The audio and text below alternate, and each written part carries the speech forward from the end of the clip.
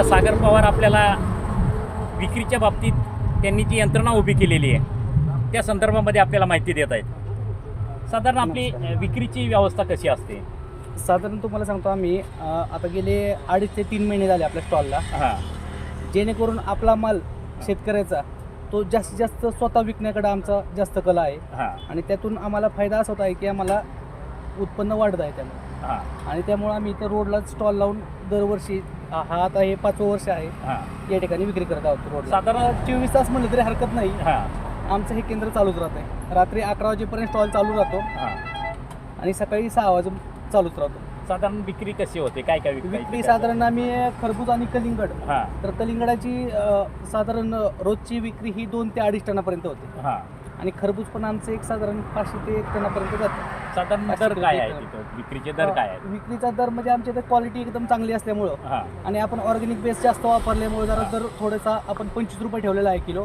पण ग्राहकांना माल चांगला मिळतोय, फळं खायला अतिशय चवीदार आहेत, त्यामुळं ग्राहक पण खुश आहे. 25 रुपयाने आमच्याकडून हसत लोक घेऊन जातात. म्हणजे कलिंगड आणि कलिंगड खरबूज खरबूज हे 50 रुपये किलो आहे. साधारण आता तुम्ही सकाळपासून संध्याकाळपर्यंत खरबूज किती विकता आणि कलिंगड किती विकता? रकमेमध्ये किती होतं विक्रीचं? आमचं काउंटर 50 ते 60 हजार रुपये डेलीचं आहे. रोजचं. हा. आता किती आणि शुक्रवार दिवसापासून शनिवार सुरू आहे? रविवार तर जास्त गर्दी राहते आमच्याकडे. हां असं. किती दिवसापासून सुरू आहे आणि कधीपर्यंत सुरू राहील? 2.5 महिने झालं कंटिन्यू स्टॉल चालू आहे, हा. एकही दिवस बंद नाही. हां आणि इथून पुढे अजून 2 महिने स्टॉल चालू कसा राहील याकडे आमचं लक्ष आहे.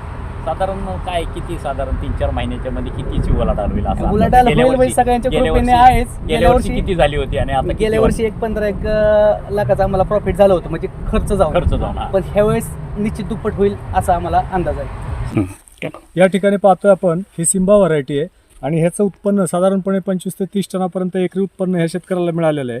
आणि बाजारभाव साधारणपणे 15 ते 20 रुपयापर्यंत आपण ह्या शेतकऱ्याला मिळून दिलेलं आहे. त्याच्यामुळे त्याचं एकरी उत्पन्न साधारणपणे 2.5 ते 3 लाखापर्यंत त्यांना उत्पन्न आपण मिळवून दिलेलं आहे. याच पद्धतीने शेतकऱ्यांनी आपल्या शेतीमध्ये नवनवीन प्रयोग करावेत ही मनापासून इच्छा.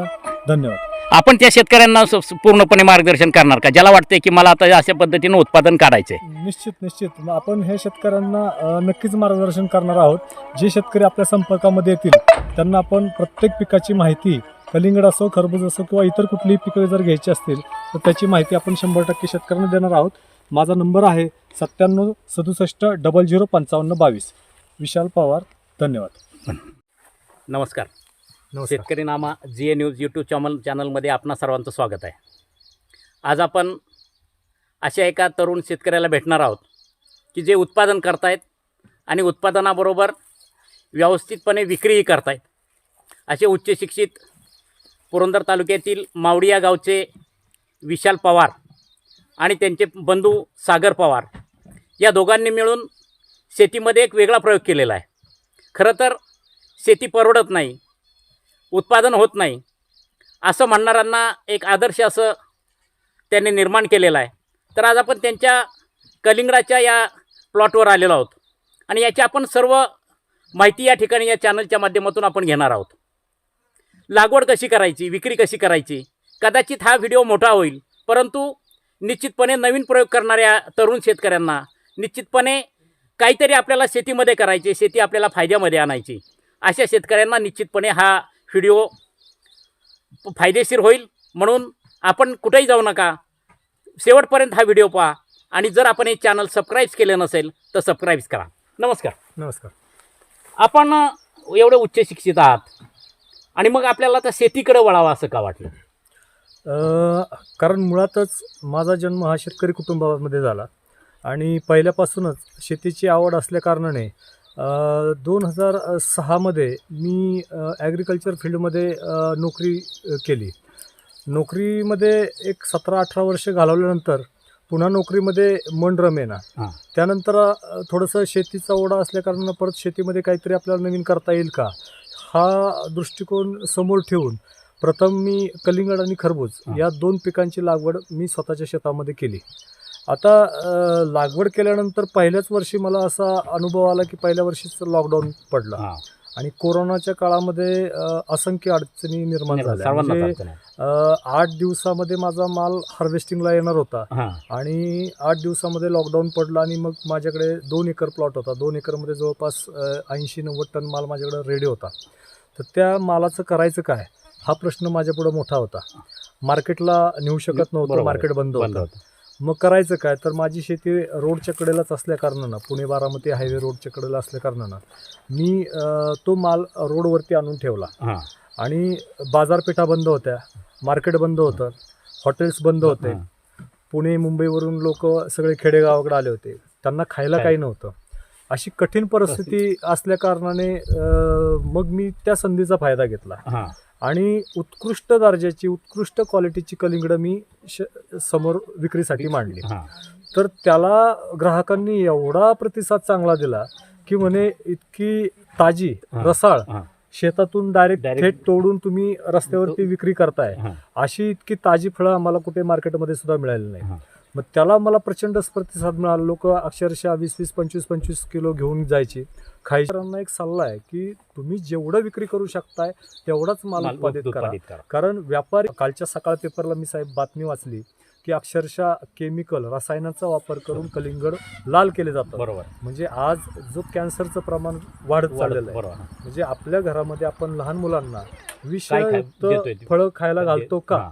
हा एक प्रश्न ऐरणीवरती येऊन थांबलेला आहे. बरोबर. तर ह्याच्यावरती कुठंतरी विचार केला गेला पाहिजे की शेतातली ताजी फळं जर एखादा शेतकरी रोडवरती तुम्हाला विक्री करताना दिसला तर जरूर त्याच्याकडनं घेतली बार्गेनिंग न करता बरोबर. खरेदी करा. असं जे चित्र होतं की जे शेतकऱ्यांनी ठरवलंय, आता मला आता कलिंगड लावायची, तुमची व्हिडिओ बघितला अनेक शेतकऱ्यांनी आणि त्यांना वाटलं की आता मला आता कलिंगड लावायची, खरबूज लावायची, तर ते मग आपण अगोदर शेतीची पूर्व मशागत काय असावी? माझा शेतकऱ्यांना मोलाचा सल्ला हा आहे की कलिंगड आणि खरबूज शेती करत असताना साधारणपणे 1 लाखाच्या आसपास तुम्हाला खर्च येत असतो एकरी. हां. तर 1 लाखाच्या आसपास जर खर्च येत असेल आणि तो खर्च करून जर तुम्हाला अंतिम टप्प्यामध्ये तुमच्या हातामध्ये जर काही नाही राहिलं, समजा विल्टिंगमध्ये तुमचा प्लॉट गेला काही कारणास्तव, तुम्ही कुठेतरी कमी पडला, तर अक्षरशः शेतकऱ्याचं 2 वर्षापर्यंत तो म्हणजे कव्हर होत नाही, उपजार येत नाही. कारण तेवढं त्याचं नुकसान झालेलं असतं. त्याच्यामुळं सुरुवातीपासून अगदी जमिनीच्या मशागतीपासून जर विचार केला तर जमिनीची खोलवर नांगरट झाल्यानंतर जमिनीमध्ये साधारणपणे चांगलं कुजलेलं असेल तर एक साधारणपणे 4 ते 5 ट्रॉली शेणखत हवं एकरी.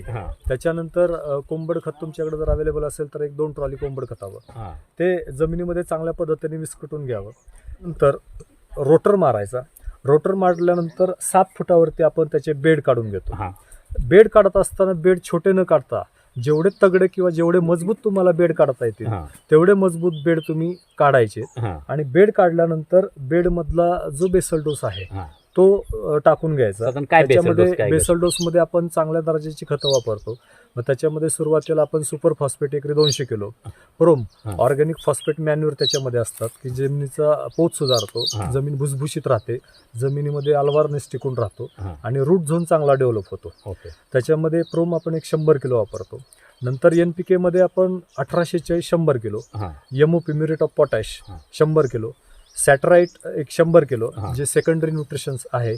त्याच्यानंतर मायक्रोटंट बोरॅकॉल 12 नंबर हे 20 किलो प्रति एकर, निंबुळी पेंट 100 किलो आणि जमिनीमध्ये कीड वगैरे किंवा उन्नी वगैरे काही असेल तर त्याच्यासाठी आपण कार्बोफुरॉन 5 किलोची बॅग आपण त्याच्यामध्ये ॲड करतो आणि मॅग्नेशियम सल्फेट हे आपण नंतर ड्रिपद्वारे आपण सोडत राहतो. आणि बाकीची वॉटर सोल्युबल जी खतं आहेत ती लागवडीनंतर साधारणपणे ज्या दिवशी आपली लागवड होते, लागवडीनंतर आपले 3ऱ्या ते 4थ्या दिवशी पहिली ड्रिंचिंग होते. त्या ड्रिंचिंगमध्ये साधारणपणे आपण ह्युमिक ॲसिड आणि 13-40-13 आणि बुरशीनाशकामध्ये 22 वगैरे हे पहिल्या ड्रिंचिंगमध्ये वापरतो.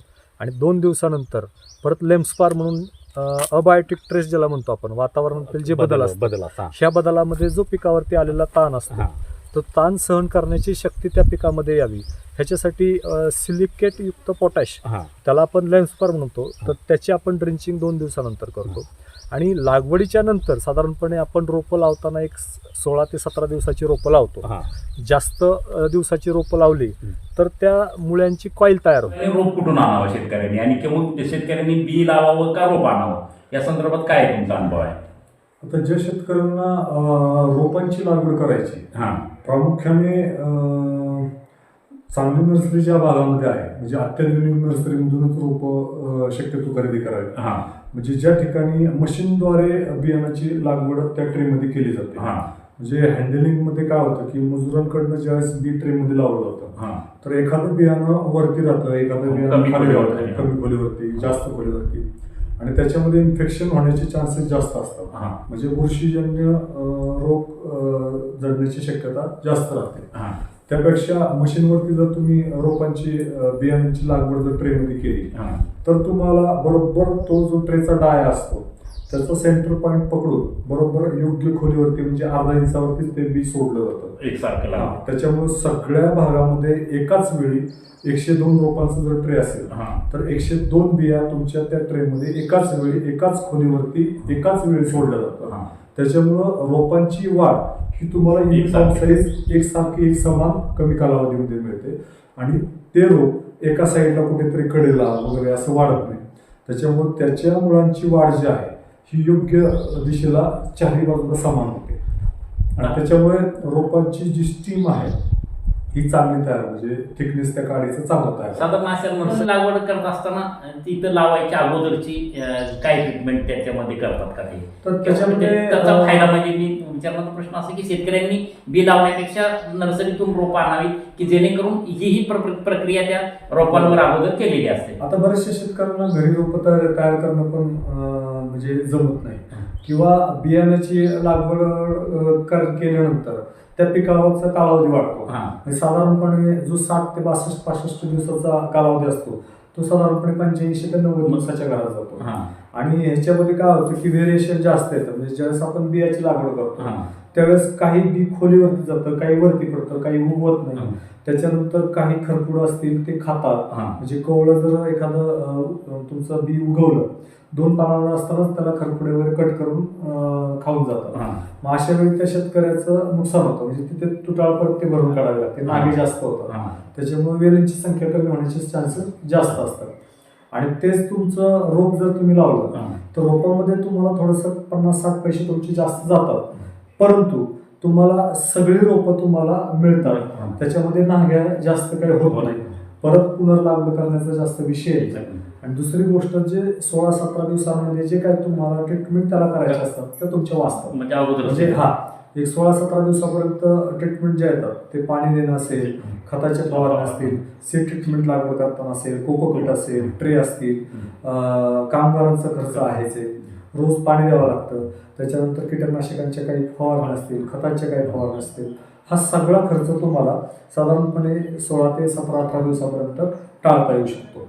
त्याच्यामुळे शक्यतो रोपांची निवड करताना सुद्धा 16 ते 17 दिवसांचे रोपं लावले तर त्याचा फायदा शेतकऱ्याला चांगला होतो. आता तुम्ही बेड आपण हातारला, बेड आले बेसल डोस आपण टाकला, त्यानंतर ड्रिप हातरून घेतलं, तर मग आता आपल्याला ड्रिप अगोदर बेड ओला करावा लागतो का किंवा काय त्याची काय? बेड आपण एक रात्रीचा साधारणपणे 4 ते 5 तास मोटर चालू ठेवून पहिला बेड ओला करून घ्यावा लागतो. त्याच्यानंतर आता व्हायला काय लागलंय की बऱ्यापैकी लोकांना मर रोगाचा प्रादुर्भाव जास्त होतो. म्हणजे विल्टिंग त्याला आपण म्हणतो.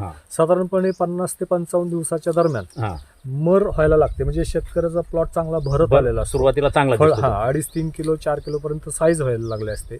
आणि ज्यावेळेस कलर येणार त्याच वेळेस अचानक 2 दिवसामध्ये प्लॉट बसून जातात. ह्याला कारण असं असतं की ज्यावेळेस रिक्वायरमेंट वाढते, पाण्याची रिक्वायरमेंट वाढते, अन्नद्रव्यांची रिक्वायरमेंट वाढते, मग त्यावेळेस त्या प्रमाणामध्ये जमिनीमध्ये मुळी डेव्हलप झालेली नसते, कारण त्या मुळ्यांची कॉईल तयार झालेली असते. आणि कॉईल झाल्यामुळं त्या पट्टीत अन्नद्रव्य आणि पाणी ते पीक उचलू शकत नाही. म्हणजे हंगामी पिकामध्ये कसं असतं की जे 3 महिन्याची पिकं असतात ह्या पिकांमध्ये सुरुवातीचे 45 ते 50 दिवस जमिनीमधने असणारी जी अन्नद्रव्य ही शोषून घ्यायची आणि स्वतःच्या शरीरामध्ये ॲपोप्लास्ट करून ठेवायची, म्हणजे साठवून ठेवायची आणि गरजेप्रमाणे वापरायची. मग शेवटच्या टप्प्यात काय होतं, पुरेसा अन्न पुरवठा होत नसल्या कारणानं ते पीक स्वतःच्या शरीरामध्ये साठवलेले अन्नद्रव्य त्या पिकाला प्रोव्हाइड करतं, पाठवून देतं. त्याच्यामुळं पानांमध्ये पोकळी निर्माण होते आणि नॅचरली तुमची पानं ही वाळून जातात आणि मग वेल आपला बसायला लागतो. त्यामध्ये शेतकऱ्यांचं नुकसान होतं. म्हणून जमिनीमध्ये जी असणारी बुरशी आहे ती बुरशी पहिली आपण संपवली पाहिजे. जसं कोरोना काळामध्ये आपण सॅनिटायझर आपल्याला वापरायला सांगितलं. म्हणजेच काय तर वातावरणामध्ये असणारे जी काही दूषित विषाणू किंवा जीवाणू जीवाणू, असतील बरं. तर ह्यांना मारण्यासाठी आपण सॅनिटायझरचा वापर केला. त्याच पद्धतीने जमिनीमध्ये सुद्धा आपण बऱ्यापैकी शेणखत वापरतो. हा. ह्या शेणखतामधून सुद्धा बुरशीचं प्रमाण हे वाढत असतं. म्हणजे जर आपण न कुजलेलं शेणखत जर वापरण्यात आलं हा आणि ते जमिनीमध्ये टाकलं तर त्याचं ते जमिनीमध्ये बुरशीचा प्रादुर्भाव हा वाढला जातो. ऊसाचं रान असेल, हा. केळीचं रान असेल तर अशा रानांमध्ये ऑलरेडी बुरश्या डेव्हलप झालेल्या असतात आणि त्यानंतर ज्यावेळेस आपण शेणखत टाकतो हा त्यावेळेस त्या बुरशांना ऑर्गॅनिक मॅटर मिळतो. म्हणजे खाण्यासाठी जगण्यासाठी त्यांना अन्न अन्न मिळतं. मिळतं बरोबर. मग ते त्याच्यावरती जगतात हा आणि त्याचा विपरीत परिणाम आपल्या पिकांवरती होतो. म्हणून सुरुवातीला बेड लावल्यानंतर म्हणजे बेड काढल्यानंतर ड्रीप वगैरे अंतरलं हा तर पहिलं पाणी ज्यावेळेस आपण सोडतो तर त्या पाण्यासोबत आपण नॅनो सिल्वर हायड्रोजन पॅरॉक्साईड हा ही जसं सॅनिटायझर काम करतं हा एकरी 2 लिटर जर सोडलं तर ड्रीप मधूनच सोडायचं. ड्रीप मधूनच हा. सोडायचं. मग तुमच्या बेडमधली जी काही असणारी बुरशी आहे हा ही बुरशी सगळी मरून बरोबर, जाते. हा. म्हणजे त्याचा पिकाला विपरीत काही परिणाम होत नाही. पण परत तुम्हाला जमीन ऍक्टिव्ह करावी लागते. हा कारण ते सोडल्यानंतर तुमच्या जमिनीमधले जीवाणू सुद्धा डेड होतात. बरोबर आहे. त्याच्याबरोबर त्याच्यामुळं- असणारे जीवाणू. हा. त्याच्यामुळे तुम्हाला परत रायझोबिनियम, ॲझोटोबॅक्टर, हा. पीएसबी, केएसबी हा. हे जे जीवाणू आहेत ह्याची पूर्तता पुन्हा आणखीन त्याच्याबरोबर करावी लागते आपल्याला नंतरच्या आता ह्याच्यामध्ये. आपण बेड काढले, मल्चिंगचं काय ह्याच्यामध्ये मल्चिंगचा रोल असा असतो की एकतर पाण्याचं प्रमाण कमी लागतं, हा दुसरी गोष्ट तणाचा बंदोबस्त चांगला होतो, हा तिसरी गोष्ट मुळ्या ह्या नेहमी अंधारामध्ये जास्त डेव्हलप होतात. हा जर आपण मल्चिंग चांगल्या क्वालिटीचा वापरला, कुठला मार्केटमध्ये कुठल्या- भरपूर ग्रोविट कंपनी चांगली आहे, हा. सनराईज कंपनी चांगली आहे. किती साधारण तर त्याचा? ह्याच्यामध्ये थिकनेस जो आहे Thickness, किंवा हा. त्याचा मायक्रॉन जो असतो हा, तो साधारणपणे 30 मायक्रॉनचा 30 वापरावा. हा. म्हणजे 30 मायक्रॉनचा जर तुम्ही मल्चिंग पेपर वापरला हा. तर त्याचा युव्ही चांगला असतो. हा, म्हणजे सूर्याची किरण हा. त्या पेपर मधून आतमध्ये परावर्तित होत नाहीत हा. आणि जर आतमध्ये काळोख आणि अंधार जर राहिला हा. तर मुळ्यांची वाढ मुळ्यांची चांगली चांगल्या होते. पद्धतीने. आणि जर सूर्यकिरण वरतून आतमध्ये गेले तर मुळ्या तेवढ्या डेव्हलप होत नाही. म्हणजे मग आपल्याला जर त्याला व्यवस्थितपणे उत्पादन काढायचे ज्याला त्याला मल्चिंग उत्पादन पेपर हे काढायचं- आवश्यक हा, मल्चिंग घेताना सब स्टँडर्ड कंपनीचा वापरू नये शेतकऱ्याने. कारण आपण काय करतो की 2 पैसे सुरुवातीला वाचवायला जातो हा. की बाबा 1000 रुपयाला बंडल मिळतोय हा. मग तो वापरायचा. पण जर एखादा जर 1500-1600 पर्यंत बंडल असेल आपण 400-500 रुपयाकडे आपण पाहतो हा. पण पुढचं त्याचा नको. बेनिफिट तेवढा मिळत नाही. आणि 30 मायक्रॉनचं मल्चिंग पेपर वापरल्यानंतर आपल्याला त्याच्यावरती दुबार पीक घेता येऊ शकतं. हा. तुम्ही एखादं दुसरं पीक कलिंगड निघून गेलं, तुम्हाला वाटलं कलिंगड लावायचंय, दोडका लावायचाय, कारलं लावायचंय, दुसरं पीकही तुम्ही त्याच्यावरती घेऊ शकता. म्हणजे 12 महिने तुम्ही बेड न मोडता तुमचा खर्च वाचून तुम्ही दुसरं पीक त्याच्यामध्ये घेऊ शकता. आता आपण भरखत दिलेलं आहे, हो. ड्रीप हातरलेलं आहे, मर्चिंग. आता आपली लागवडीची तयारी झाली. साधारण आता त्याचं अंतर किती असावं? 2 रोपातील 2 अंतर. आता रोपातलं आपण 2 ओळीतील अंतर तर 7 फूट झालेलं हो, आहे. हो. मग 2 रोपातील अंतर किती असावं? 2 रोपातलं अंतर साधारणपणे आपण लॅटरच्या दोन्ही बाजूने रोपांची लागवड करतो. हा साधारणपणे 1.5 फुटाचं अंतर असावं. हा जे युनिफॉर्म साईज जर तुम्हाला फळाची घ्यायची असेल, हा. साधारणपणे 3.5, 4, 5 किलो पर्यंत जर साईज घ्यायची असेल हा.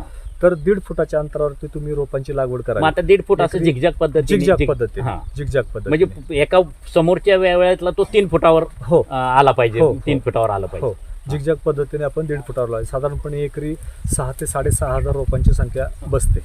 6,500. साधारण लावताना काय काळजी घेतली पाहिजे शेतकऱ्यांनी? लागवड रोपात? करताना ज्यावेळेस आपण रोप लावतो, हा, रोप लावताना जर तुम्ही पहिले ड्रिंचिंग तुम्हाला जर वाचवायची असेल हा, तर पहिली ड्रिंचिंग तुम्ही ते रोप ट्रे मध्ये असतानाच करू शकता. हा, म्हणजे एक समजा मोठं गमेलं घेतलं, हा. त्या गमेल्यामध्ये एक द्रावण तयार केलं बुरशीनाशक आणि काय असं काय कीटकनाशकाचं. द्रावण? त्याच्यामध्ये humic acid, degradable humic acid मिळतं 12%. हा, साधारणपणे पर लिटर तुम्ही 2 मिली घ्या हा, आणि त्याच्यामध्ये मेटॅलेक्झिल 35% तुम्हाला बुरशीनाशक मिळेल. तर पर लिटर 1 ग्रॅम घ्या आणि ते जो ट्रे आहे हा. तो तो त्या तसाच पाण्यामध्ये डिप करा. हा, एक साधारणपणे 5 ते 10 सेकंदासाठी डिप करा. हा. कारण त्या ट्रेला खालून एक होल बोला. असतं, हा, त्याच्यातून ते कोकोपीट ऑटोमॅटिक तुमचं द्रावण शोषून घेईल. हा. म्हणजे पहिली ड्रिंचिंग तुमची तिथेच वाचेल, वाचेल. सुरुवात. आणि तुम्हाला रोप लावताना जर टेम्परेचर हाय असेल हा. तर ते रोप सुकणार नाही. हा. आणि लागवड करताना कुशल कामगार पाहिजे. हा. म्हणजे जे माहितीतला महिला वर्ग आहे हा. तर ह्यांना त्याबद्दलची आयडिया पाहिजे की कशा पद्धतीने लावायचं. लावायचं. हा, ते जर तुम्ही त्याच्या देठाला जर इजा केली हा. किंवा असं सुरुवात. खोचलं हा, तर ते रोप डायरेक्ट मरून जातं. हा, तसं न करता सुरुवातीला एक साधारणपणे 2-2.5-3 इंचापर्यंत एक तुम्ही ऊसाच्या जाडी इतकं जर लाकूड घेऊन हा. थोडासा खड्डा घेतला हा, आणि ते रोप अलगद उचलून जर तुम्ही त्याच्यामध्ये व्यवस्थित मांडलं हा, आणि चारही बाजूने फक्त 2 बोटांचाच वापर करून हा. आपल्या जे दोन्ही हातांची 2 दोन बोट बोटं. आहेत ते चारी बाजूने व्यवस्थित दाब. प्रेस करून जर लावलं हां तर रोप लवकर सेट होतात. हां आणि जर रोप आपण दाबली नाहीत हां तर रोप सेट होत नाहीत लवकर. मग त्याच्यामध्ये पिरियड आपला जास्त जातो.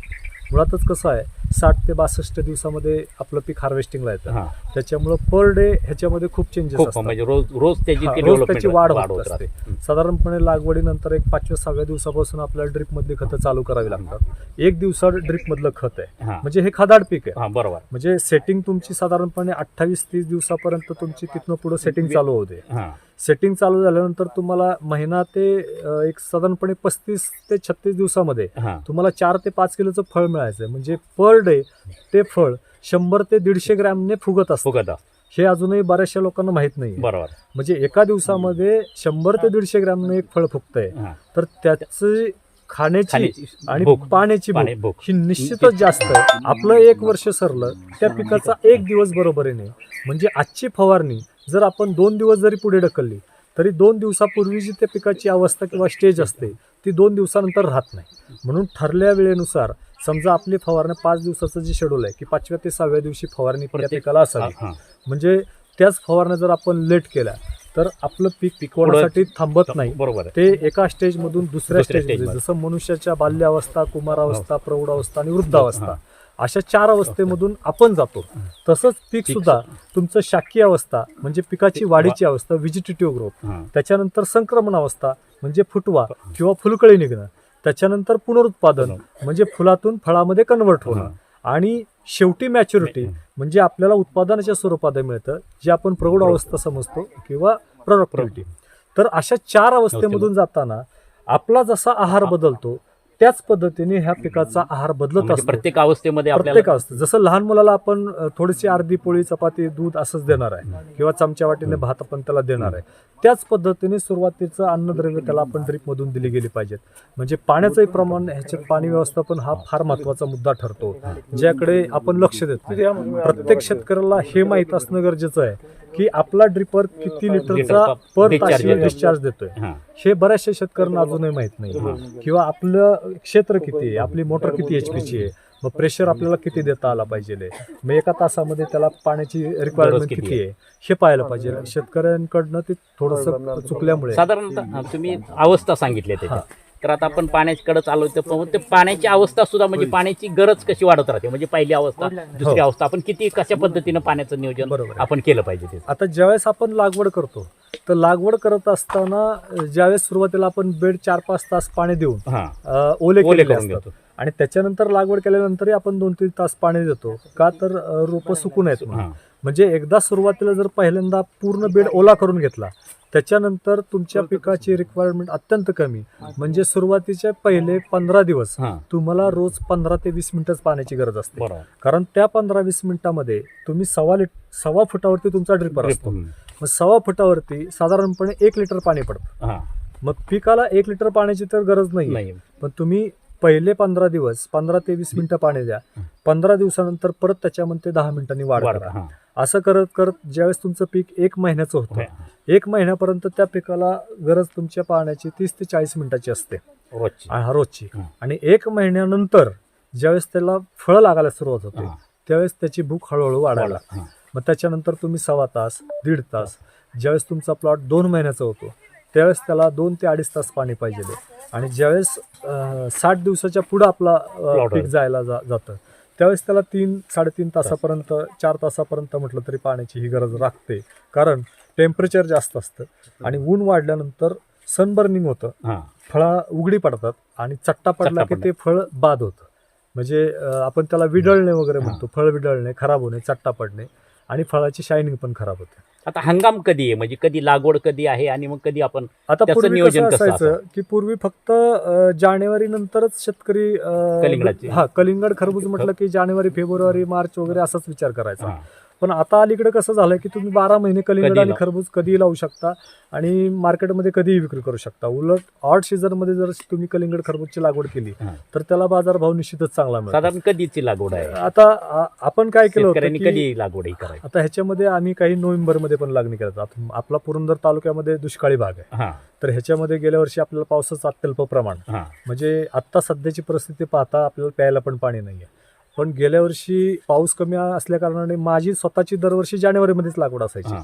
पण पाऊस कमी आहे, पाणी पुढे कमी पडणार आहे, ह्या दृष्टिकोन समोर डोळ्यासमोर ठेवून मी नोव्हेंबरमध्येच लागवड केली त्याची. हां. मग नोव्हेंबरमध्ये मी टप्प्याटप्प्याने मी घरची माझी 5 एकरची लागवड केली. हां. टोटल आपण 10 एकर प्लॉटवरती लागवड केलेली आहे. हां.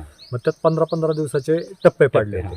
मग काही शेतकऱ्यांना आपण लावायला सांगितले हां. आणि त्यांना आपण गायडन्स करून आपल्या मार्गदर्शनाखाली असे प्लॉट डेव्हलप केलेले आहे. हां.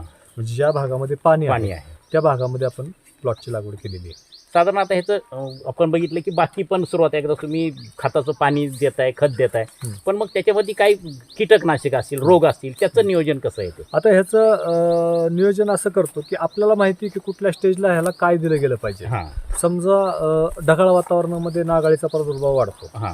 ज्यावेळेस वातावरणामध्ये बदल तयार होतात हां. त्यानुसार आपण वातावरणानुसार खतांच्या म्हणा किंवा बुरशीनाशक कीटकनाशकांच्या फवारण्यावरतून ठेवत असतो. म्हणजे एकाड एक पहिली फवारणी तुमची बुरशीनाशक कीटकनाशकाची झाली तर दुसरी फवारणी खताची आपण वरतून घेतो. किती परत साधारण अंतर किती? अंतर साधारणपणे 5 ते 6 दिवसाचं अंतर ठेवतो आपण त्याच्यामध्ये. मग सुरुवातीच्या स्टेजमध्ये इमिडाक्लोपिड 17.8% असेल, हां. हे जे मावा आणि थ्रिप्स याच्यासाठी काम करतं. आणि नागळीसाठी बायोआर 303 हे 15 मिली आणि 22 टीन बुरशीनाशक त्याच्यामध्ये 25 ग्रॅम ही पहिल्यांदा आपण प्राथमिक स्टेजला आपण फवारणी घेतो. मग दुसऱ्या स्टेजला थोडासा त्याचा फुटवा व्हावा हां. आणि काडीचा थिकनेस चांगला व्हावा म्हणून किसाईड जी हां. 13-40-13 मॅग्नेशियम सल्फेट अशी खताची वरतून फवारणी घेतो. आणि त्याच्यानंतर परत मग पांढरी माशी व्हाईट फ्लाय ह्याचा प्रादुर्भाव होतो, त्यासाठी आपण एक्ट्रा, कराटे आणि स्कोर हे बुरशीनाशकांची आपण फवारणी वरतून घेतो. असं टप्प्याटप्प्यामध्ये आपण त्याच्या फवारण्या स्टेजनुसार घेत असतो. साधारणतः आपण बघते की सुरुवातीची जी स्टेज असते फुलांची स्टेज आहे. हां. फुल म्हणजे फुल आल्यानंतर फळं येणार आहेत, फळं आपलं उत्पादन महत्वाची स्टेज असते. हो. तर त्या काळामध्ये आपण काय काळजी किंवा त्यामुळे कोणती आपण कीटकनाशके घेतो किंवा त्या काळामध्ये कोणता रोग येण्याची शक्यता आता असते? ह्याच्यामध्ये हँड पोल्युशन नसतंय, हां. म्हणजे सेल्फ पोल्युशन म्हणतो ज्याला आपण. हां. तर नॅचरली याचं मधमाशांकडनं पोलिनेशन होणं गरजेचं आहे. हां. म्हणजे त्या पिरियडमध्ये सेटिंग पिरियडमध्ये कुठल्याही प्रकारचे आपण इन्सेक्टिसाइड वापरत नाही. हां. ज्याला उग्र वास आहे हां. किंवा क्लोरोपायरिफॉस असेल, हां. एकलक्स असेल, फिनॉल्फॉस असेल किंवा बाकीची इतर मार्केटमध्ये येणारी जी काही समजा कीटकनाशकं आहेत ज्याचा उग्र वास आहे, न्यूवान वगैरे पहिले यायचं, आता बंद झाले ते शक्यतो आपण घेणं टाळतो. हां. बायोलॉजिकल जी काही कीटकनाशकं आहेत त्यांचा वापर करतो, ज्याला की सेंट म्हणजे उग्र वास नसतो पण कीड कंट्रोल पण झाली पाहिजे. मग त्याचा वापर आपण सेटिंग पिरियडमध्ये करत असतो, जेणेकरून सेटिंगला कुठल्याही प्रकारचा प्रॉब्लेम येऊ नये. तर अशा पद्धतीने आपण ते आता आपण करत बघितले असतो. तर सापळे लावलेले आहेत, हां.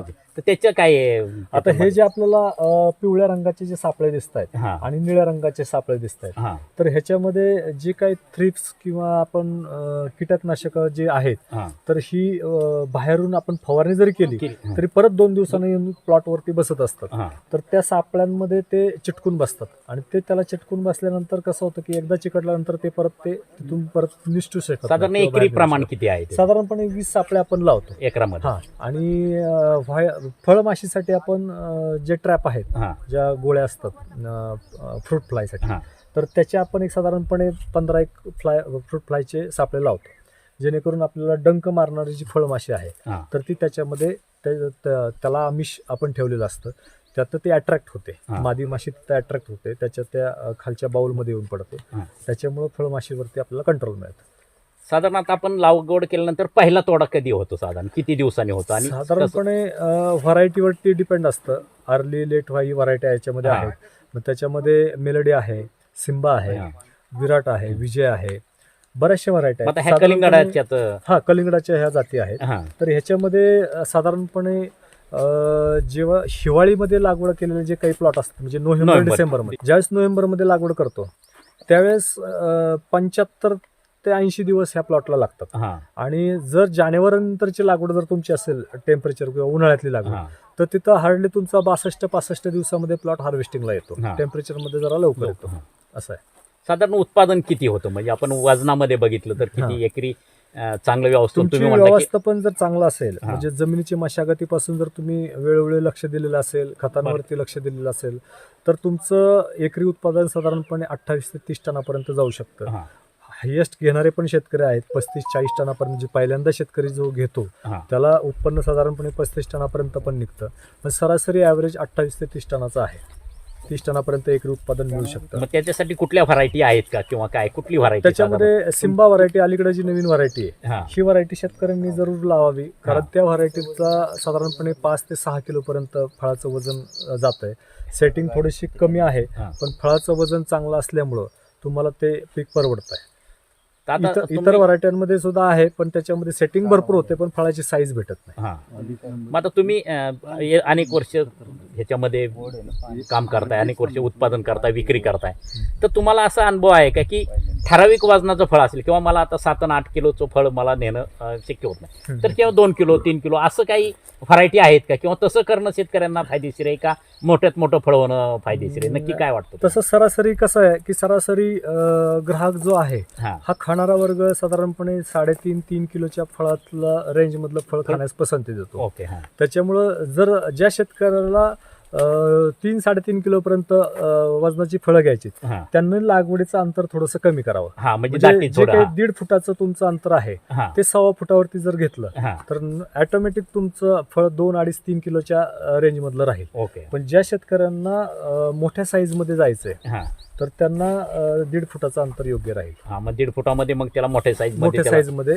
फळं मिळू फळं शकतात मिळू शकतात. आणि त्याला रेटही चांगला मिळू शकतो. छोट्या फळांना जरा रेट कमी, म्हणजे 2 किलोच्या आतली जी साईज राहते हां त्याला 5-6 रुपयाच्या पुढे दर मिळत नाही, हां आणि जी मोठी साईज राहते त्याला मग 10 रुपये 11 रुपयाच्या पुढे मार्केटला रेट मिळतो. असं आहे. साधारण एका एकरामध्ये तुम्ही सांगितलं 30-35 टनापर्यंत आपण शेतकरी 30 टनापर्यंत उत्पादन काढणार आहे. हो, हो. तर साधारण उत्पादन किती होतं साधारण? साधारणपणे आता मार्केटच्या हिशोबाने जर आपण गेलो हां की जर व्यापाऱ्याने आपल्याला 10 रुपयापर्यंत जर बाजारभाव दिला, करावं तुमच्या अनुभवातून नक्की शेतकऱ्यांनी विक्री व्यवस्था कशी करावी काय? ह्याच्यामध्ये जर शेतकऱ्यांनी ग्रुप केले, हां गटशेती ज्याला म्हणतो आपण, हां तसं पाहायला गेलं तर संघटना भरपूर आहेत.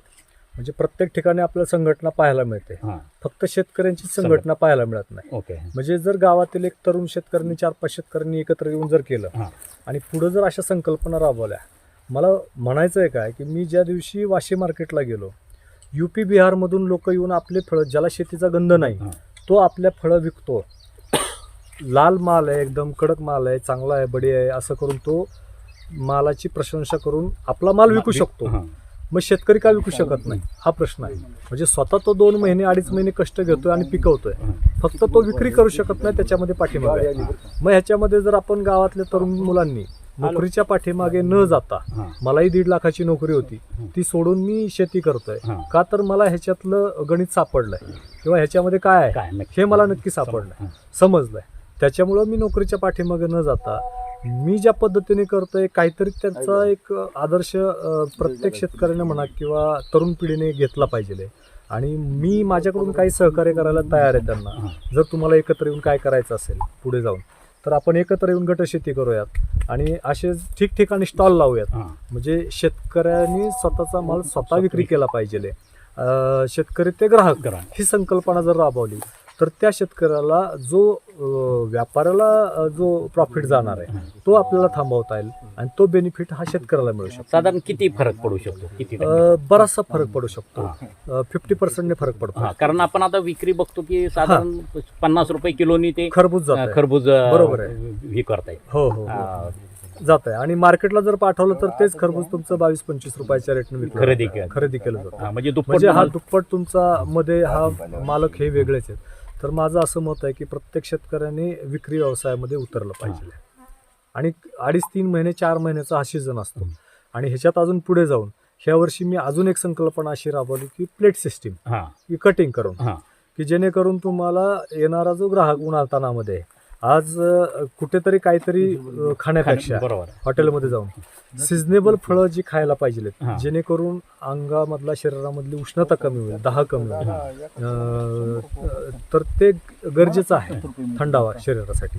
तर कलिंगड आणि खरबुजाची आपण एक थंड प्लेट सिस्टीम चालू केली हां आणि त्याला प्रचंड प्रतिसाद आपल्याला ग्राहकांकडनं मिळतोय. म्हणजे दिवसभरात आपण एक 400-500 प्लेट तरी विकतोय आपण. साधारण किती काय दर आणि साधारणपणे 30 रुपयाला आपण एक प्लेट विकतोय. हां तर चांगला आपल्याला त्याच्यापासून मुनाफा मिळतो आणि ग्राहक पण संतुष्ट या कारणाने आहेत की त्याला त्याला ताजं चांगल्या- फळ खायला- ताजं फळ ताजं. खायला मिळतं. समोरच ते हो, काटून हो, हो. सकाळी जे 7-8 वाजता जे हॉटेलमध्ये जाऊन नाश्ता करणारी जी मंडळी हां आज सकाळी 7 वाजता येऊन कलिंगडाची प्लेट खाऊ प्लेट लागली. खाणारे हो, बरोबर. हा अनुभव मिळतोय. विक्री नमस्कार ताई. नमस्कार. आज आपण तुम्ही विशाल पवार यांच्या मार्गदर्शनाखाली या ठिकाणी कलिंगडाचा प्लॉट केलेला आहे. हो, काय आपला अनुभव काय आहे?